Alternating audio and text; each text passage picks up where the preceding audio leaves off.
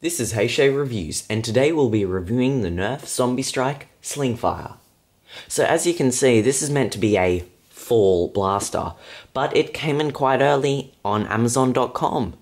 So the Slingfire comes with one 6-dart magazine, 6 zombie strike darts, which are pretty much, green elites, and an instruction sheet. This is a very unique blaster as it is lever action, which I'll show you later in the video. Going over the design of the Slingfire, you can really see that NERF did a great job of designing this, as it really does look like a zombie hunter blaster, as the blaster resembles an old gun in the 1800s.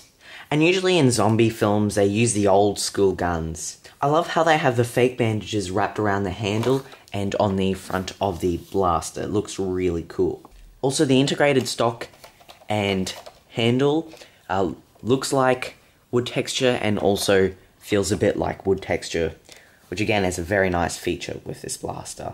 The green, black and orange colour looks really nice and works well with this blaster. The muzzle looks pretty cool on it too. It sort of looks like one of those muzzles that you'd see on one of those rapid firing blasters. So the Slingfire has one nicely placed tactical rail at the top. It has 1, 2, 3 sling mounts and 4 if you're going to count this one. Here is the jam clearing door, and what's really cool about it is you can actually leave this open and still prime the blaster, so you can see what's all happening in there. And here is the clip release slide, and what's great about this is that the clip falls out straight away once you slide it. So unlike a Alpha Trooper or Strife where you actually have to pull the clip out, this actually falls down like a retaliator. See, like that.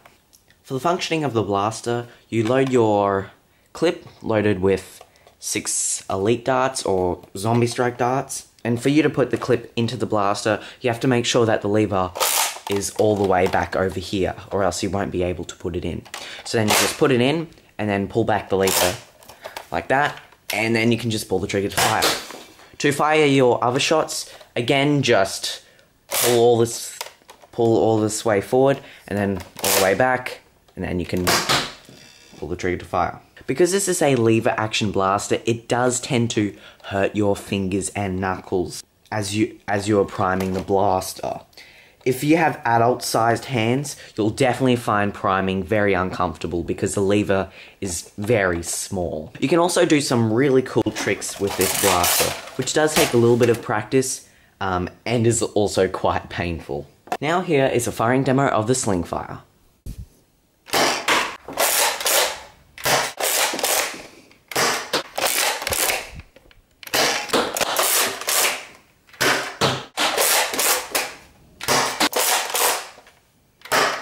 So now we'll be talking about the good and bad about the blaster. So what's great about it is that it has a very unique way of priming. Lever action is very cool. I love it. It's funny, but it kind of makes you look like a bad boy on the loose every time you just prime this blaster. It's just so cool. And with the lever action, you can do some really cool tricks. In design, this looks great with its color, shape, fake bandages, fake wood texture. It's really nice how they've done it, and I can definitely see it as being a zombie hunter gun. This is a very powerful blaster, getting great ranges. I probably shouldn't be saying this though, because since I'm so used to grey trigger blasters, I'd find this very powerful, but I'm still pretty sure that this is a powerful orange trigger blaster. Onto the bad, as I mentioned before, that the priming is quite uncomfortable. Because your fingers are just constantly pulling onto the lever, and it's not very nice.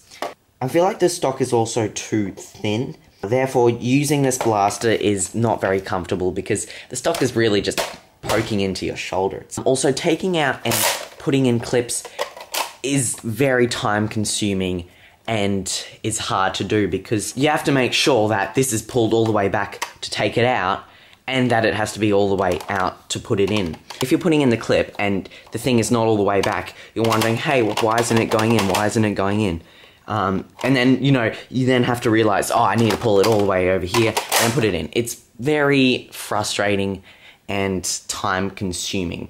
I also find it annoying how they have locks in here, so you just can't put in your clip like that. But I'm sure if you do mods and stuff like that, you could easily remove those locks. This only comes with a 6-dart clip. I know you can easily just put in a 12-dart clip, but really this could have came with a better sized clip, not just an ordinary 6. They're boring. Also, this will have a few occasional jams, but that's, you know, what usually happens with clip-fed blasters anyway, so I won't poo-poo it just for that. So overall, the Zombie Strike Slingfire is a great blaster to fire around the house. It's very fun with the lever action, sounds nice, and looks nice. It'd definitely be great to have this in a NERF war movie. And this blaster is reasonably good for NERF wars, but because of all the bad factors such as priming is uncomfortable, stock is not comfortable, takes a long time putting in clips and taking them out, I cannot say that this is really a perfect choice for a NERF war, but it's more for the looks and its specialty of lever action. So the Zombie Strike Slingfire is $25 US on Amazon.com, which is a great price for it. I don't exactly know the price for it in Australia. I have heard that's already in stores, which is quite surprising. I don't even know how that's even possible, but I think it's $50, which is not really a good price. Maybe a price between 35 to 45 may be worth it for you Australians. Anyway, thanks for watching HJReviews.